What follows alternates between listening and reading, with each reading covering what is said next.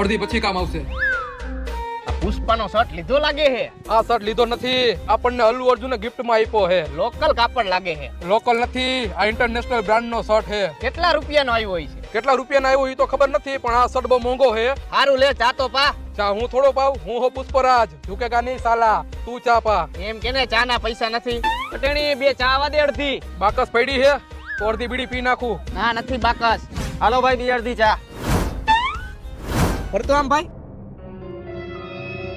આ શર્ટ ક્યાંથી લીધો? રવિવારીમાંથી 130 રૂપિયાનો.